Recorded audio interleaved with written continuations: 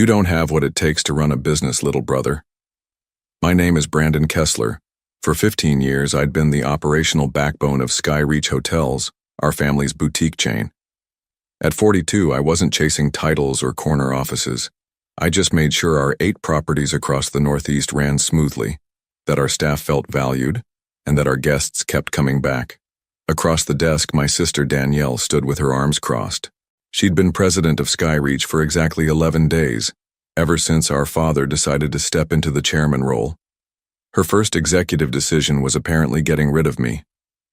The board agrees we need fresh perspectives, she continued, watching as I emptied my desk drawer. We've hired a consultant from Marriott to handle your responsibilities. I nodded, keeping my face neutral. The board she mentioned was her, our father, and 2 of her business school friends she'd appointed last week. My sister had always been the face of the company, charming investors, speaking at industry conferences, taking credit for our growth.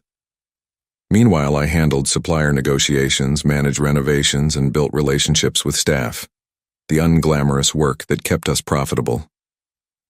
You'll get 6 months severance, she added, checking her watch. Human Resources has the paperwork ready. I placed my family photos in a box, careful not to let anything crack.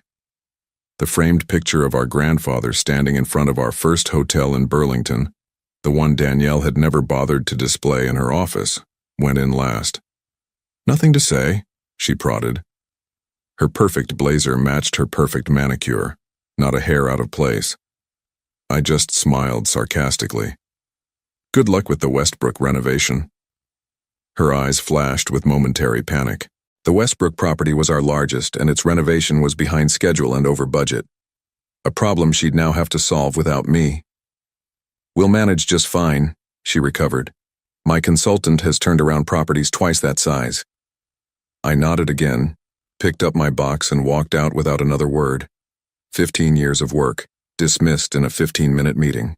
What Danielle didn't know, or maybe had forgotten in her rush for control, was that 5 years ago our father had pulled me aside with advice that changed everything. Never put all your eggs in one basket, Brandon, he'd said. The hotel business is in our blood, but land is where the real value lies. It was advice I'd taken to heart, quietly making moves while my sister collected accolades and titles. As I drove away from our corporate office in Boston, I wasn't worried. I was patient, and patience would pay off when the lease renewals came due in just 3 months. I grew up watching my father build Skyreach Hotels from a single struggling property in Burlington, Vermont, into a respected regional chain. While Danielle shadowed him at industry events and investor meetings, I preferred following our maintenance staff through back hallways, learning how the buildings actually functioned. By 16, I could troubleshoot a malfunctioning HVAC system or negotiate with linen suppliers as well as any adult on payroll. Your sister sees the big picture, my father would say, not unkindly. You see the details that make it possible. It was a balance that worked until it didn't.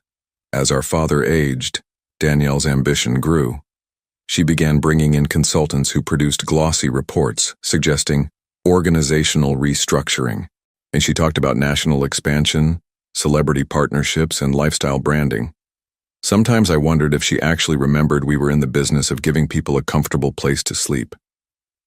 5 years ago, when our father first mentioned stepping back, I saw the writing on the wall. During a routine review of our finances, I noticed our 3 most profitable properties, Burlington, Portland, and Westbrook, were all operating on land we leased rather than owned. The original owners had been elderly when we signed 99-year leases decades ago, and now their heirs were looking to sell. It's a vulnerability, I told my father over lunch at his favorite steakhouse. If someone buys that land and raises our rates, we're stuck. He nodded slowly. I've been meaning to address that. But with the new property in Providence taking all our capital, I could buy them, I said carefully. Personally. Then lease back to Skyreach at the same rates. Nah, my father studied me over his glasses. That would require significant personal investment, Brandon. I've been saving, I replied simply, and I believe in our company. The next day, he connected me with our bank. 3 months later, I owned the land under our 3 flagship hotels. The company remained the tenant with a 5-year preferential lease agreement that would need renewal. "Does Danielle know about this arrangement?" my father had asked as we signed the papers. "It's all in the corporate documents," I said, "but she doesn't read those unless she has to." He chuckled. "Your sister sees the forest, you see the trees. Someday she'll understand how important that is." Now, driving home from my last day at Skyreach, I wondered if that day had finally arrived. I hadn't missed the subtle changes over the past year. Danielle excluding me from strategic meetings, questioning my budget requests, reassigning my best staff. The groundwork for my removal had been laid long before today's conversation. The morning after being fired, I woke at the same time as always, 5:30 a.m. For 15 years, I'd started my day reviewing overnight reports from our properties, addressing any issues before they could escalate. Today, my phone remained silent. No emergencies, no fires to put out, just silence. I made coffee and sat on my back porch overlooking Boston Harbor. The container ships moved silently across the water, constant and deliberate. I'd always admired their efficiency. No wasted movement, no need for recognition, just the steady business of carrying value from one place to another. My phone buzzed. A text from Miguel, our head of maintenance at the Westbrook property. "Heard what happened. Their loss, man. New consultant already making changes, cutting corners on the renovation. Not good." I typed back a simple thanks but didn't offer advice. Not my problem anymore. Another message came through, this one from our father. "Breakfast at Rosie's? 8 a.m. Rosie's was a diner 2 blocks from our first corporate office. We hadn't eaten there together in years. When I arrived, he was already in a corner booth, looking older than I remembered. He nodded as I sat down. "She told me after the fact," he said without preamble. "I would have handled it differently." "But you didn't stop it," I observed. "Not a question." He sighed, stirring his coffee. "Danielle thinks Skyreach needs to evolve, become more corporate, less family-style management. And you agree?" "I think," he paused, choosing his words carefully, "that your sister has a vision for growth that the board finds compelling."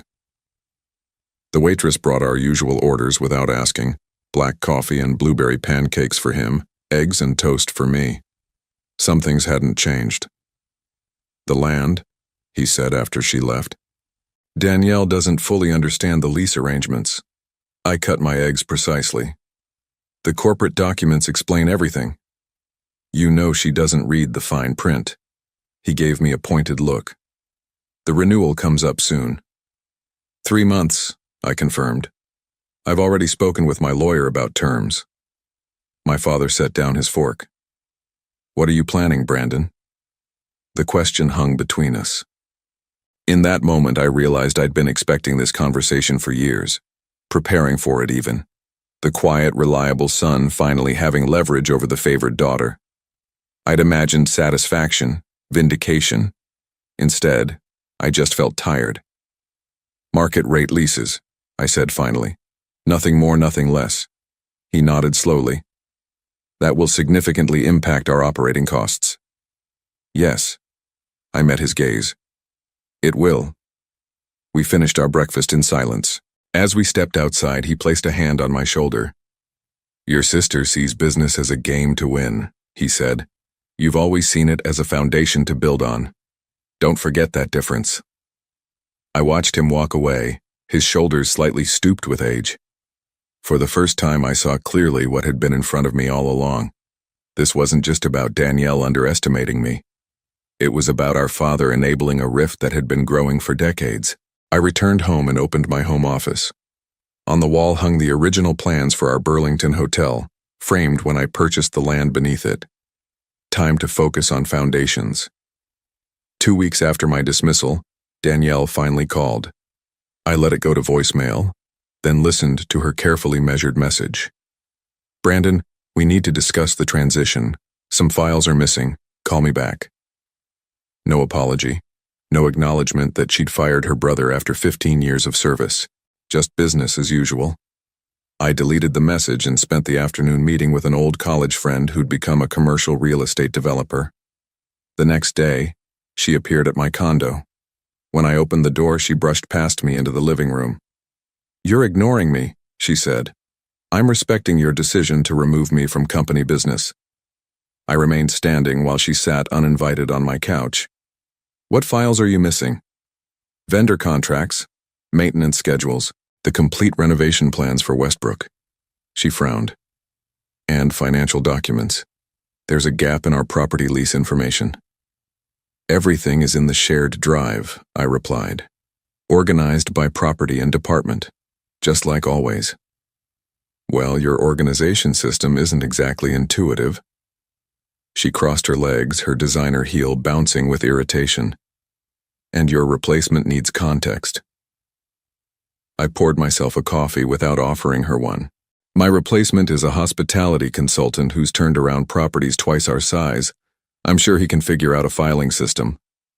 Her eyes narrowed at hearing her own words thrown back at her. "This isn't helpful, Brandon. The company needs—" "I don't work for the company anymore," I interrupted. "Remember?" Danielle stood, smoothing her skirt. "Fine. I'll have legal request the documents formally." "Do what you need to do," I said, walking toward the door. Our conversation was over. A week later, a certified letter arrived from Skyreach's lawyer requesting all documents pertaining to company operations. I forwarded it to my own attorney, who responded with a detailed list of everything already available on company servers, and a polite reminder that personal notes and materials were my property.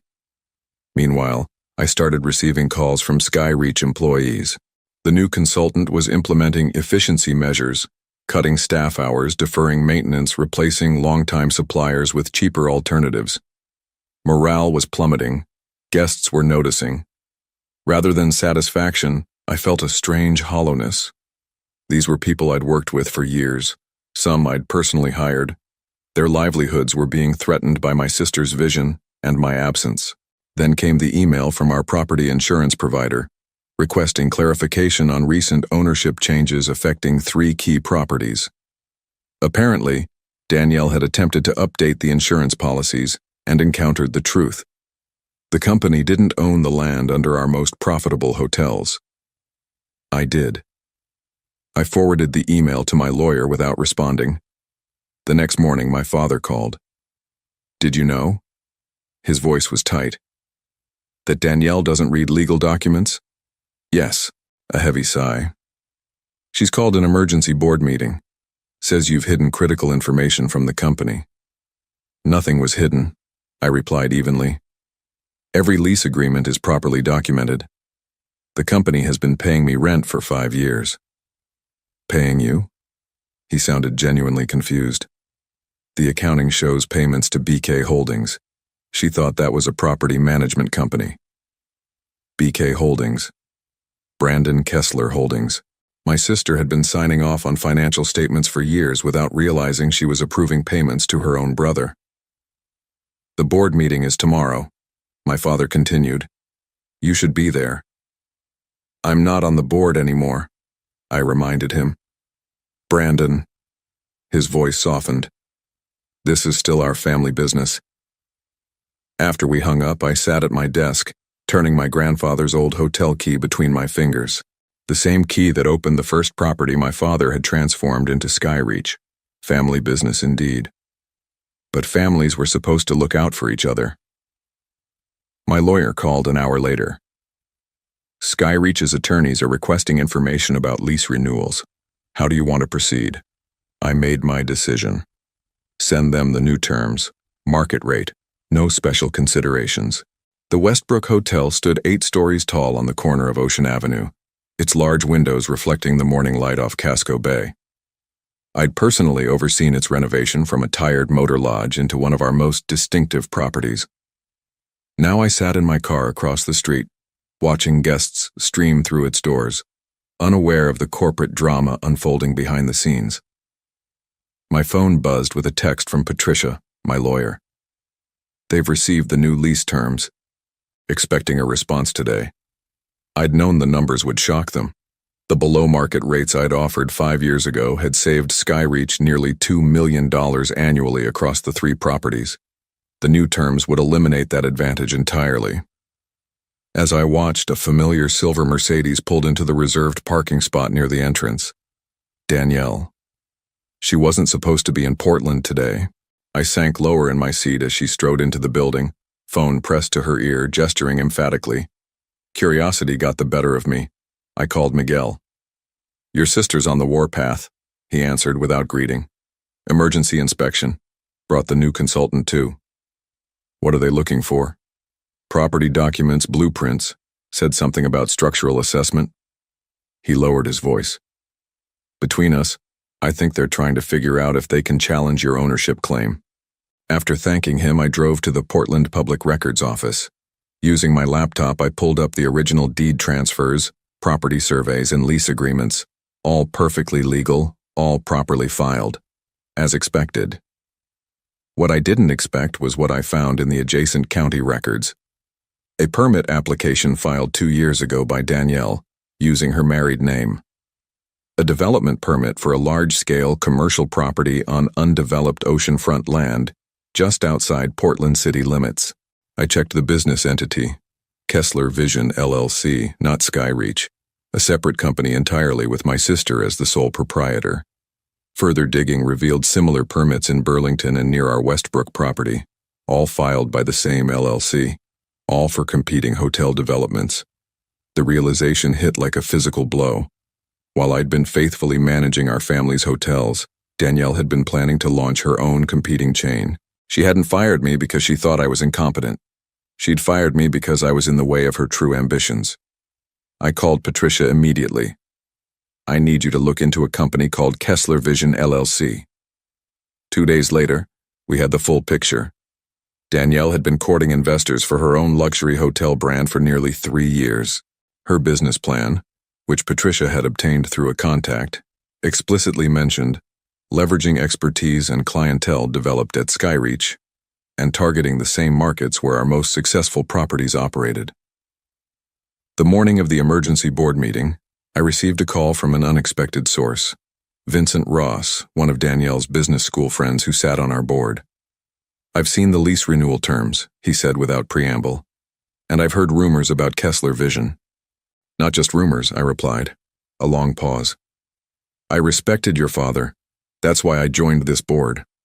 Another pause. Danielle assured us you were stepping away voluntarily, that you wanted to explore other opportunities.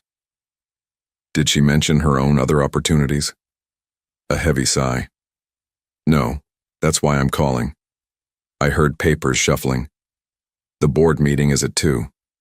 I think you should know that Danielle is going to propose Skyreach sell the Westbrook, Burlington, and Portland properties. Says the lease terms make them unprofitable. The final piece clicked into place. She wanted Skyreach to sell the hotels so her new company could acquire them at distressed prices. The buildings, not the land, creating a complicated situation where her new venture would become my tenant. Thank you for telling me, I said. I didn't tell you anything, Vincent replied, and hung up. I sat very still, letting cold rage wash through me. This wasn't just business anymore. This was betrayal on a level I hadn't imagined. Instead of attending the board meeting, I flew to New York to meet with Julian Hayes, CEO of Commonwealth Hotels. We'd crossed paths at industry events over the years, and he'd once attempted to recruit me. At the time, I'd declined out of loyalty to my family's business. Now that loyalty felt misplaced. Interesting timing, Julian remarked as we settled in his corner office overlooking Central Park. I heard Skyreach is considering divesting some properties. News traveled fast in the hospitality world. 3 properties, I confirmed. Their most profitable ones. He leaned forward. And you happen to own the land beneath them? I nodded. A situation my sister failed to appreciate until recently. Julian's smile was all business. So, what exactly are you proposing, Brandon? A partnership. Commonwealth acquires the buildings when Skyreach sells. I maintain ownership of the land but offer preferential lease terms to you. I slid a folder across his desk. Detailed financials, current operations, and my proposal. While Julian reviewed the documents, I gazed out at the park.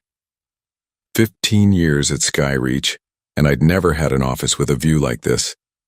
Danielle had insisted the best spaces were needed for client meetings and her own office. Always the face of the company, always front and center. These properties fit our expansion strategy, Julian said finally. But I'm curious. Why not simply raise the rent and force your sister to keep operating them? You'd make more money. Because she's already planning to launch a competing hotel chain, I explained. One that would directly target Skyreach's market. His eyebrows rose. While still running Skyreach, that's ambitious. That's one word for it. I kept my voice neutral. I believe her plan was to devalue these properties, have Skyreach sell them, then acquire them through her new venture at reduced prices. With you as her landlord, Julian chuckled. Awkward. I prefer to choose my business partners more carefully. I met his gaze directly. Commonwealth has a reputation for retaining staff during acquisitions. That matters to me. Julian studied me for a long moment. Family businesses are complicated, he said finally. This isn't about family anymore, I replied. It's about doing the right thing for the people who built these hotels. 2 days later, Commonwealth's legal team began drafting acquisition proposals. Meanwhile, I contacted Miguel and other key staff members at the 3 properties, discreetly informing them of potential changes and assuring them their positions would be secure. The news broke faster than expected. A hospitality industry blog published a piece speculating about Skyreach's financial troubles and Commonwealth's interest in their prime locations. Danielle's response was immediate. A company-wide email denying any plans to sell properties and reaffirming Skyreach's strong market position. Then my father called, his voice weary. The board rejected her proposal to sell. Good, I said simply. She's furious. Says you're undermining the company. He paused. She found out about your meetings with Commonwealth. I remained silent. Brandon, he sighed. What are you trying to accomplish here? The question hung between us, heavier than he knew. What was I trying to accomplish? Revenge? Justice? Or something more fundamental? A reckoning long overdue? I'm protecting what I built, I answered finally. The same way you taught me. 3 weeks later, Skyreach's stock dropped 12% following a quarterly report showing declining revenue and increasing costs. The same day, I received a formal request from the board, minus Danielle, for a meeting to discuss strategic alternatives for challenged properties.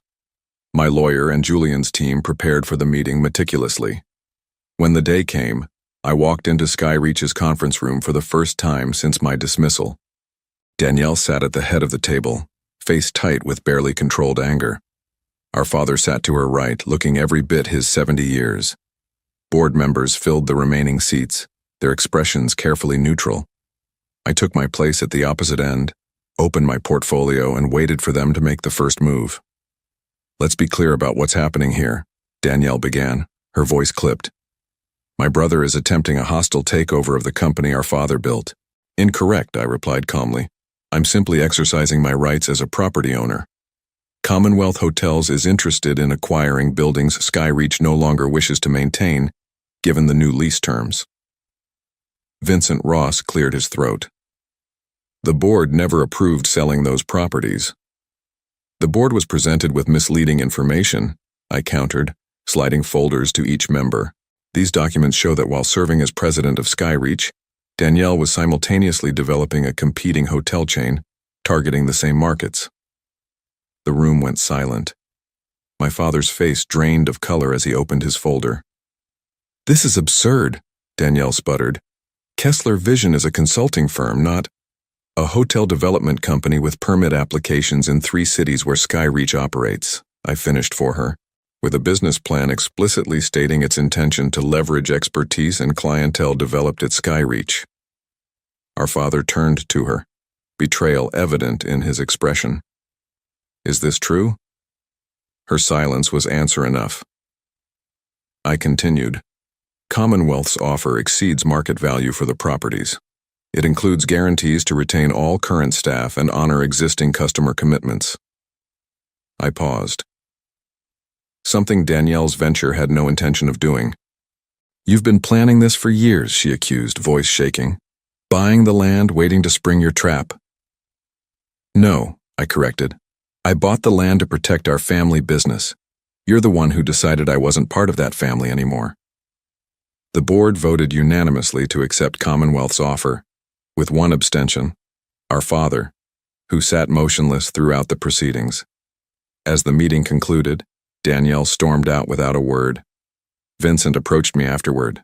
The board will be requesting Danielle's resignation tomorrow, he said quietly.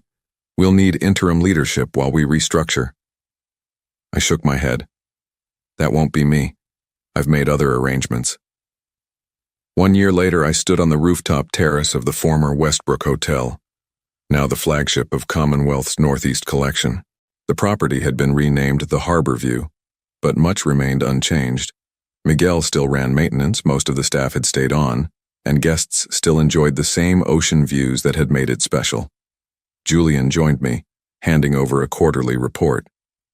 Revenue up 17% from last year. You were right about the local market potential. As consulting director for Commonwealth's regional properties, I worked primarily behind the scenes, negotiating with suppliers, mentoring staff, ensuring quality standards. No corner office, no power suits, no board politics. Just the work itself, which was all I'd ever wanted. Have you seen your father? Julian asked carefully. I nodded. Monthly dinners. He's adjusting to retirement. After the takeover, he'd stepped down from Skyreach entirely. The company still operated 5 properties, though none were performing as well as the ones Commonwealth had acquired. And your sister? Kessler Vision filed for bankruptcy protection last month. I said it without satisfaction or regret. Turns out hotel development requires more than ambition and a business degree. We stood in comfortable silence, watching boats navigate the harbor. Eventually, Julian left for another meeting, and I remained alone with my thoughts. My phone buzzed with a text from my father. Dinner tonight? Bringing the grandkids. I smiled and confirmed. My niece and nephew weren't responsible for their mother's actions, and I'd made sure my relationship with them remained intact throughout the corporate turmoil. As the sun began to set, I took one last look at the property. Not just the building, but the land beneath it. The foundation that made everything else possible. In the end, that's what Danielle had never understood. Success wasn't about who sat in the biggest office or who had the fanciest title. It was about creating something solid enough to weather any storm. I turned away from the view and headed downstairs. Time to prepare for dinner with family, the parts worth keeping anyway.